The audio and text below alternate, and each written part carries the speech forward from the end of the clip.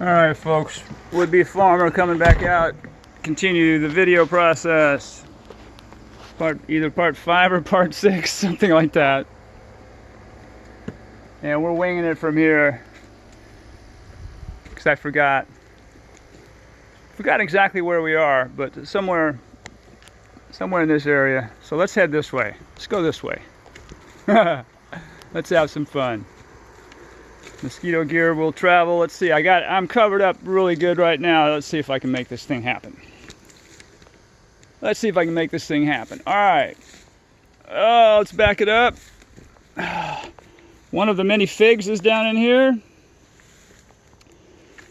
Got lots of bananas over this way. Those are called half moons. Half moons or high noons. I can't remember. I'll have to ask my buddy Oliver Moore up in Gainesville. He's got a lot of good bananas growing up there, and a lot of banana information and avocados and other fruits that are sometimes difficult to grow in Central Florida and North Central Florida, and also some are thought of as being almost impossible. But he does it, and I've learned a lot from him. Got limes growing here finally. It's gonna be our first lime season. Tickled about that. So 4 years. And I assume maybe the lime tree, it's a Persian lime. I assume it was maybe 3 years old when we got it. So about 7 years before it fruits. Okay. Mexican winter, or winter Mexican. This is a winter Mexican avocado, one of the first ones we got here. I learned that it's not actually the best to grow here, but it's fairly common in the nurseries, and common guy, just a regular common guy, going to the common nursery, popped it in there. Now the first winter did not know what we were doing, certainly, and it died back. But now, since if I assume that was 3 years old when we got it, little setback in the winter, 4 years now, and it's fruiting, so we're getting some avocados. I was so excited when we got our first bananas after 3 years of living here. Even more excited when I found them growing on the outside of the forest. I found naturalized, well, I'll call them naturalized bananas growing in the outside of our forest by the swamp pond area. That was kind of cool, and that gave us fruit there. In a way, I felt kind of bad. I was like, well, all this work I'm doing, so they do it by themselves? Well, I have to remember, that forest was providing all the natural fertilizer right next to that pond as well, and protection it needed. So I should pat myself on the back, because what I was doing, if I'm trying to imitate nature, I did a good job of it, because I got mine to fruit. Okay, not bad. Got more avocados in here.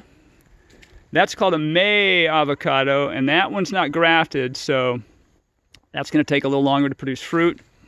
I wanted some of each. Now this is a hibiscus, not a native one, but I have some native hibiscus growing over here that I'll point out in a minute. But this produces some nice edible leaves, of course. Those are all edible. And I didn't plant these here. These were dropped by seeds, sprayed by the wind, dropped by birds or whatever. And the red flowers it produces are absolutely beautiful.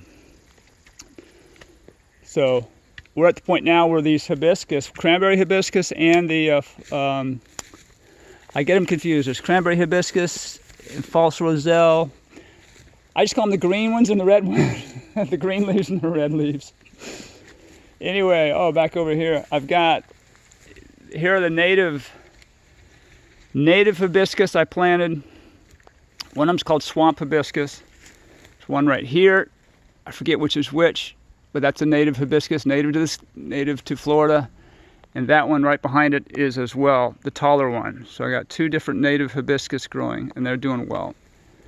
I'm gonna get some more of those. I need to study up on those more as well. All right, welcome to the fungal in Florida.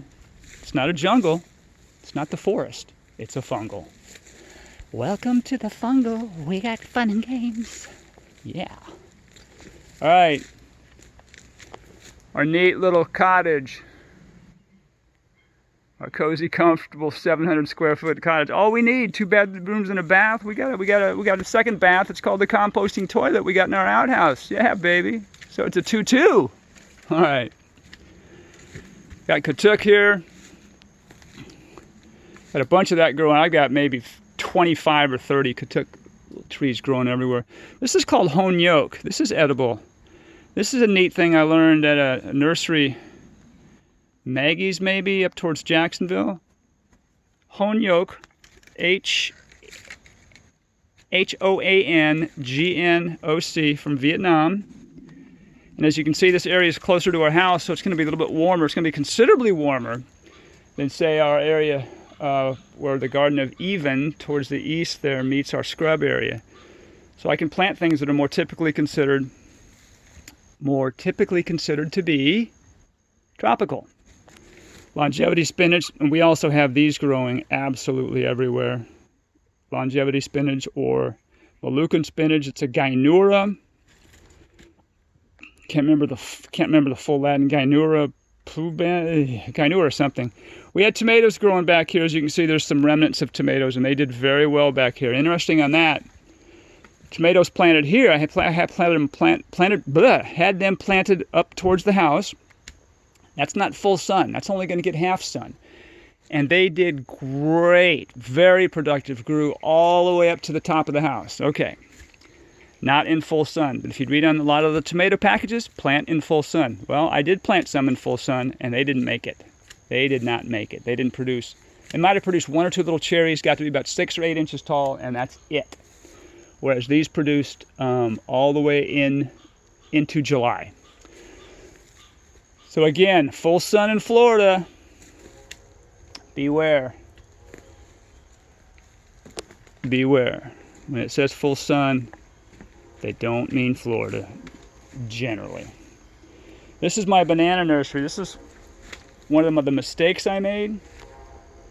Planting all these bananas right next to our solar panels. Hello. So what I decided to do is, well, I will use this as the banana nursery.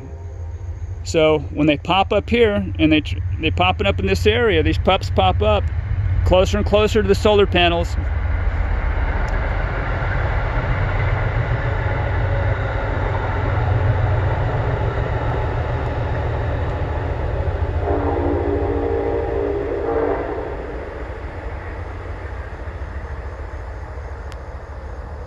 Let the train go by, closer and closer to the solar panels.